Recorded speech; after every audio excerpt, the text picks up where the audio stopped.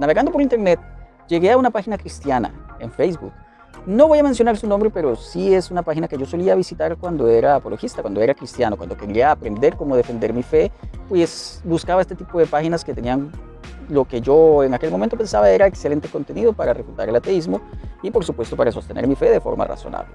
Resulta que hubo un post que me llamó particularmente la atención en esa página y este nos pretendía hacer 5 preguntas que los ateos no pueden contestar, 5 preguntas que los ateos no pueden responder.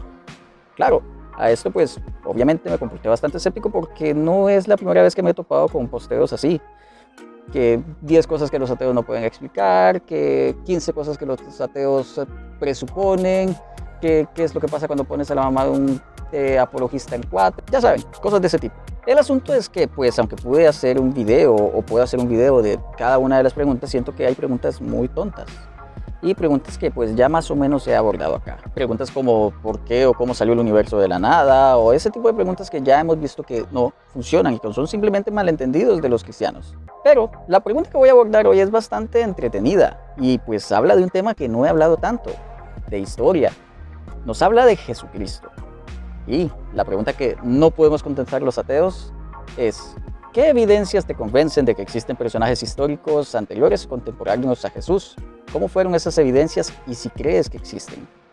Esta es la gran pregunta que nos hacen y pues la que me llamó la atención para contestar en este video. Así que quédate para que veamos las críticas de un ateo normal a una pregunta bien absurda.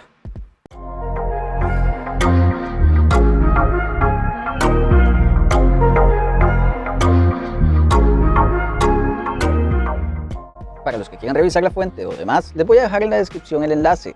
Ese enlace los va a llevar a un post que hice en mi página en Facebook, que la pueden seguir obviamente, y que me gustaría que la siguieran, y que ojalá la sigan. Y pues ahora también estoy en Instagram, así que todos esos enlaces se los voy a dejar ahí. Pero el enlace de Facebook los va a dirigir a un post que hice relacionado justamente a este tema y en donde está la publicación original que estoy contestando. Entonces, si quieren ir a revisar quién es la persona que postea esto, qué trayectoria tiene, que de hecho es una persona bastante conocida, pueden ir a verlo por ahí. Y pues antes de avanzar, por supuesto les pediré que pues se suscriban. Si estás aquí es porque algo te llamó la atención, suscríbete. Ya luego si no te gusta te desuscribes, pero suscríbete que eso me ayuda mucho.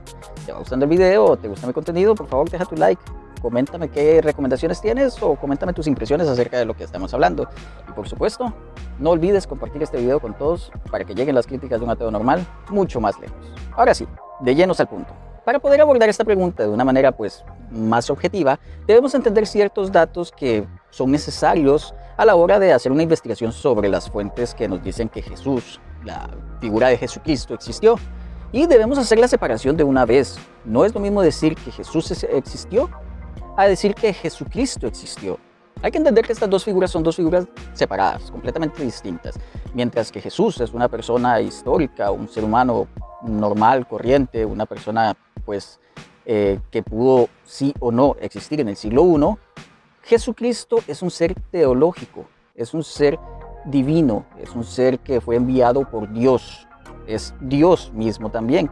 Entonces, Jesucristo es una figura muy distinta a Jesús. Perfectamente un ateo o una persona escéptica puede aceptar la existencia de Jesús y no aceptar la idea de Jesucristo, ni la existencia de Jesucristo. Yo, en mi caso, no acepto la existencia de un Jesucristo. En efecto, estoy de acuerdo con que existió un Jesús en el siglo I, un Yahshua. Este hombre, pues, me parece que es coherente decir que existe. Después de todo, sí es cierto que se habló bastante de él en el siglo I. Pero de ahí a poder decir que esta persona, en efecto, fue alguien que resucitó, hizo milagros, incluso resucitó gente, ya eso es un largo camino que hay que entender. Entonces, primero quiero dejar claro esa separación que tienen estos docentes. En segundo lugar, debemos entender cuáles son las fuentes que tenemos acerca de la vida de Jesús. Y las fuentes no son más que pues los evangelios. Los evangelios de Mateo, Marcos, Lucas y Juan. Esos evangelios, que son los 4 evangelios que pueden leer en cualquier Biblia, el Nuevo Testamento, son escritos anónimos. Es decir, son textos que sí fueron escritos en el siglo I, en el mismo siglo que vivió Jesús, pero que fueron escritos en el caso del más próximo a la muerte de Jesús, que es el de Marcos, 40 a 45 años después de que muere Jesús. Entonces el Evangelio de Marcos, que es anónimo, se escribe alrededor del 75 del siglo I. Los hechos suceden alrededor del 30 del siglo I. Hay bastantes años de diferencia allí. Luego llega el Evangelio de Mateo, que pues, por si no lo han visto, Bart Ehrman, el erudito del Nuevo Testamento, Bart Ehrman, quien es un agnóstico, tuvo un debate con el Dr. Wallace, un apologista cristiano, persona defensora de la idea de Jesucristo. Estos dos personajes debatieron hasta el punto en donde Wallace pues, se vio bastante mal llegando al final del debate y le tocó aceptar que en efecto Mateo, además de ser anónimo, como todos los evangelios, los 4 de ellos, pues es una copia de Marcos a un 90%, es 90% igual a Marcos, es básicamente una copia, a la cual se le añade algo. ¿Qué es lo que se le añade? Pues la resurrección de Jesús.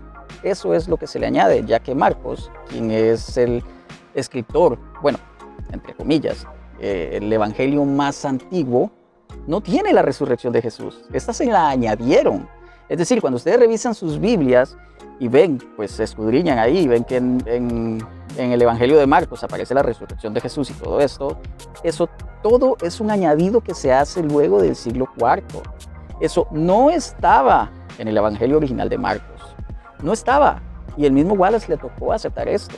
Luego tenemos Lucas, que se escribe otros tantos años después, y por último el Evangelio de Juan, que es el más tardío de todos, que se escribe alrededor del 95 del siglo I. Entonces tenemos que los textos que nos hablan más de Jesús son textos pues bastante posteriores a la muerte de Jesús. Ahora sí, vayamos entonces a la pregunta.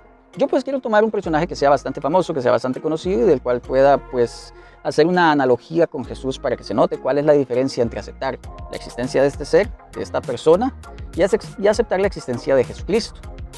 Para que se note cuál es la diferencia de criterios en los que me baso para aceptar la existencia de personas de la antigüedad, contemporáneas o no a Jesús, y por qué niego a Jesucristo como un ser real. Entonces, el personaje al que me voy a pues, adherir en este pequeño video es a Platón. ¿Por qué a Platón? Porque considero que Platón tiene varias desventajas en cuanto a su credibilidad, y pues son desventajas que yo mismo en mis tiempos como defensor del cristianismo usé para remarcar el hecho de que pues, Jesús sí tenía mucha buena evidencia para ser aceptado como una existencia divina. Uno de estos datos importantes de los que les estoy hablando, que son pues desventajas de Platón respecto a Jesucristo, es la fecha de los textos que tenemos. Lo curioso es que Platón tiene una distancia entre los primeros textos que tenemos, los textos más antiguos que tenemos, y los hechos de 1200 años. Es decir, Platón existe, digamos, acá, y 1200 años después tenemos textos que hablen sobre Platón. Entonces estamos hablando de una distancia muy grande. ¿De cuánto es la distancia de Jesús con su texto más antiguo que tenemos físicamente? Pues es de unos 125 años. 125, 150 años. Este es el papiro P52 del que les hablé en mi video sobre Jesús. Entonces, pues, obviamente Jesús tiene una gran ventaja aquí. Esta gran ventaja que tiene Jesús le ha servido a muchos para decir, bueno, si aceptas entonces que existió un ser cuyos textos son de 1200 años después, pero niegas la resurrección, entonces está siendo simplemente irracional. Y es así como lo dicen muchos. ¿Pero por qué esto no es así? Pues esto es porque te tratan de impresionar con los números, pero no te dicen el contenido de las cosas.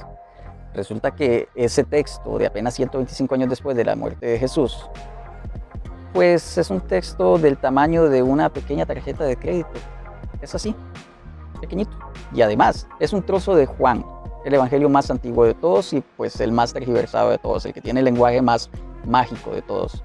Porque si comparas el evangelio de Juan con los otros evangelios, verás que el evangelio de Juan está mucho más adornado que el resto. Entonces tenemos que es un texto así de pequeño, que no tiene nada relevante realmente, y que es del evangelio más reciente de nosotros hacia atrás, de todos. Es decir, es el que está a más distancia de los hechos. ¿Qué es lo que nos pasa con Platón? Pues que en Platón sí, los textos son de 1200 años después, pero es que son escritos por él. Son copias de textos que Platón escribió. No hay figuras diciendo que Platón no existió, nadie contradice pues, que el hecho de que Platón existiera, otras personas usan a Platón de referencia. Entonces, pues aunque los textos de Platón sean de 1200 años después, la copia más cercana que tenemos, y que Jesús tenga una copia de hace apenas 125 años después de los hechos. La diferencia es que Platón realmente escribió esto él mismo y la gente simplemente lo copió. En cambio acá no sabemos quién lo escribió. Se escribió mucho tiempo después de que la persona de la que se habla había muerto, es decir, pues unos 60 años más o menos de que la persona había muerto, y es un texto así de chiquitito. Entonces hay mucha diferencia, porque además también ese texto, ese papiro P52 es una copia, es decir, ni siquiera es el original, es una copia.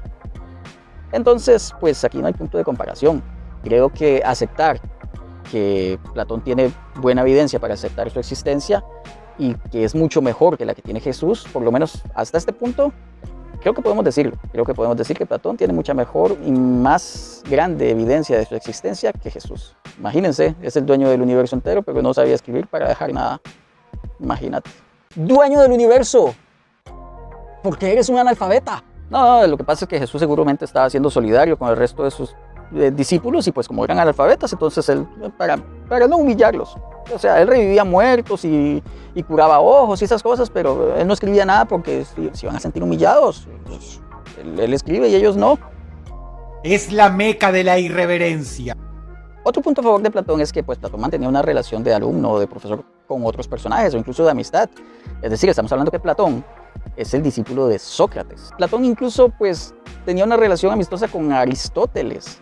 Y Aristóteles, pues, básicamente es el papá de toda la teología. Pues Tomás de Aquino, que es, considero yo, el mejor filósofo que ha tenido el cristianismo, básicamente usó a Aristóteles como base para toda su metafísica y teología. Entonces tenemos todos estos datos pues, a favor. Ahora, ¿cuáles criterios son los criterios que me convencen a mí de la existencia de Sócrates, de Platón, pero no de la existencia de Jesucristo? Pues estos son los siguientes.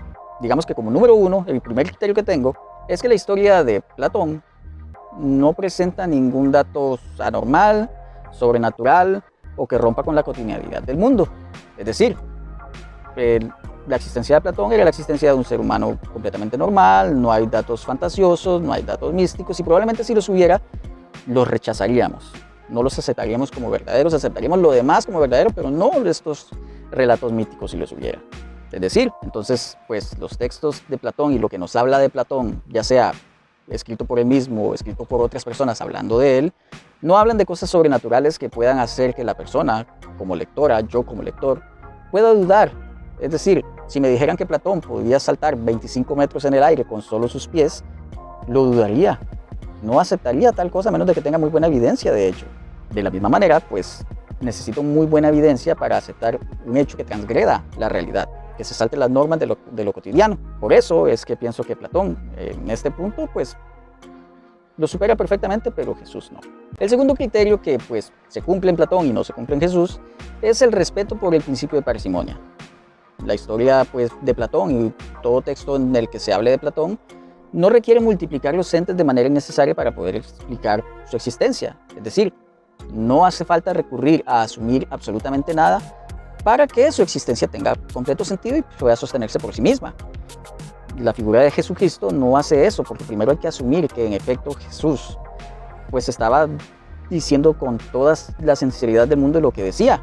Es decir, que de verdad existe un Dios, que ese Dios lo envió, que Él mismo es Dios, que pues habría que aceptar que resucitó al tercer día, y aún aceptando que, ojo, aún aceptando que Jesús resucitó al tercer día, no significa que exista Dios. ¿Cómo que no? No significa que Dios exista. Perfectamente. Puede Jesús ser humano, que tenía la habilidad de resucitar, perfectamente podía no haber estado muerto del todo, perfectamente puede ser un extraterrestre. ¿Te parecen fantasiosas esas respuestas? Sí, a mí también, incluso ridículas. Pero si nos ponemos quisquillosos, me parecen más probables que la existencia de un ser atemporal, inmaterial, espacial, que piensa superpoderoso, creador de absolutamente todo, y que necesita mandar a su hijo para redimirnos de un pecado que cometió un tipo hace muchos años y con el que no tenemos nada que ver, pero igual somos castigados por él. Digo yo que me parece más parsimonioso las otras propuestas que esa idea. Entonces, Sí, con Jesucristo requiero multiplicar los entes, requiero que exista Dios, que existan los ángeles, que exista el pecado original, que exista Adán, que exista Eva, en fin, requiero muchas cosas, muchas explicaciones extra para poder justificar la existencia de Jesús y que en efecto Jesús es un Mesías. En cambio, pues con Platón no hay nada extraño. Respeta el principio de parsimonia y pues en sus textos y en lo que escriben los demás sobre él, se da buena fe de su existencia. Puntos para Platón, Jesús sigue en cero. Otro criterio es que tenemos de hecho escritos contemporáneos a Platón. No después de años después de su muerte, no nada así. Son textos de personas contemporáneas. Cuando digo contemporáneas, personas que lo conocieron en efecto a él. Estamos hablando que uno de sus alumnos es Aristóteles. Entonces, no creo que se vayan a poner a negar a Aristóteles por lo que ya mencioné. Así que, pues, de hecho, Aristóteles como su alumno, nos da evidencia ya de la existencia de Platón. Pero es que no solo Aristóteles da fe de eso, sino que muchos contemporáneos a Platón nos hablan de él, nos explican cómo era, lo que hizo, la fundación de la Academia de Atenas, que es algo que hizo Platón, el hecho de que pues también tenía otros alumnos, llámense por ejemplo León de Bizancio o Póntico, estos eran también alumnos de Platón. Entonces tenemos muchos escritos de gente que estaba entrelazada con Platón y pues la existencia de unos van confirmando a la de otros. ¿Por qué? Porque pues la historia es verdadera, entonces ¿qué es lo que esperas de una historia que sea contada de forma verdadera o de que o cuando hablan de alguien histórico? Pues que las personas digan la misma historia todas. Tú esperarías eso, tú esperas que la historia de unos confirme la existencia de otros y pues solo hay una realidad que contar, no puedes contar 20 realidades distintas. Entonces aquí pues es otro criterio que se supera, es otro criterio que supera Platón y que Jesucristo no supera. No hay textos de correspondencia, poesía, noticia, informe, nada que hable de Jesús en todo el siglo I, absolutamente nada. Tenemos los evangelios y las cartas paulinas, nada más, eso es todo lo que hay. Las cartas paulinas, que son lo más cercano a la muerte de Jesús, son de 25 años después, y Pablo acepta que ni siquiera conoció a Jesús. Vemos que perfectamente yo puedo aceptar con estos criterios la existencia de un personaje histórico y negar la de Jesús. No estoy haciendo nada extraño, ni estrafalario, ni yendo en contra de la razón, ni aplicando mal el proceso histórico, al contrario, estoy aplicando el proceso histórico como es. Si tú me cuentas una historia de Diógenes de Sinope y esa historia es pues demasiado mística, misteriosa, pues no voy a creer en ella, a lo mucho voy a dudar de ella. De hecho, el encuentro que tuvo Diógenes de Sinope con Alejandro Magno es algo que pues yo no me creo, probablemente no sucedió eso. Sin embargo, está escrito y pues podemos tener un sano escepticismo sobre si sucedió o no. Yo no creo que haya sucedido, me parece demasiado fantasioso que eso sucediera. Como último criterio, pues tenemos algo similar a lo anterior, tenemos fuentes externas que corroboran su existencia, fuentes que no tenían nada que ver y que de hecho más bien lo acusaban de cosas como plagio. Es decir, había gente en contra de lo que decía Platón. ¿Qué tenía Jesús al respecto? Nada, en absoluto. Nadie hablaba ni mal ni bien de él, nada. Es decir, pensemos, Jesús revivió un muerto. Bueno, digamos que solo hablemos de Lázaro. Jesús revive a Lázaro. ¿No les parece que esa noticia habría llegado hasta el imperio? Es decir, una persona resucitó delante de otro montón de gente a alguien. Es decir, ¿cómo eso no llega a oídos del imperio? ¿Cómo eso no se esparce? Es una resurrección de una persona que ya olía mal, incluso. Pero pues nadie habla de él. A lo mucho tenemos una mención de un personaje llamado Mágabar Serapion, que pues no menciona a Jesucristo ni a Jesús directamente, sino que menciona a un rey sabio, un rey de los hebreos, el rey sabio de los hebreos. Y lo compara con Sócrates. Pero nada más. Yo de hecho este texto de Mágabar Serapion me parece que es aceptarlo como evidencia de que existió Jesús. Después de todo, pensemos que Mágabar Serapion no tenía ningún interés en resaltar nada sobre Jesús, simplemente lo mencionó. Menciona a este rey sabio de los hebreos y pues lo menciona como un ser más, un ser humano más, alguien que pues muy sabio sí, pero equiparable con Sócrates. Nada más. No hay nada memorable más allá de pues la sabiduría, no hay milagros, no hay nada de esto. ¿Por qué? Pues porque probablemente esta persona sí era contemporánea a Jesús y pues lo que se sabe de Jesús en esos lugares era simple y llanamente la verdad, lo que era Jesús realmente. No me explicaría por qué esta persona va a hablar de la sabiduría de Jesús y no va a mencionar datos más importantes como el hecho de que podía hacer milagros. Es decir, si fuera algo conocido que Jesús hiciera milagros, probablemente habría informado esto. Entonces, tenemos criterios, este criterio se completa porque tenemos textos externos que hablan de Platón, pero no tenemos nada de Jesús, o por lo menos el único que tenemos lo menciona como una persona normal, completamente normal. Nada fuera de lo común, nada de milagros, nada de nada. Entonces, pues lo que concluimos es que en efecto, Platón tiene mucha mejor evidencia, mucho más sustentada y mucho más rica de su existencia que Jesucristo de la suya. Aquí los cristianos suelen jugar su última carta de defensa, así como el as bajo la manga que tienen en este aspecto. Lo que nos dicen los cristianos es que Platón únicamente tiene, además de pues, que las copias que tenemos son de 1200 años después de la muerte de Platón, además de esto, que actualmente solo hay unas 7 copias de sus textos. Nada más, solo 7.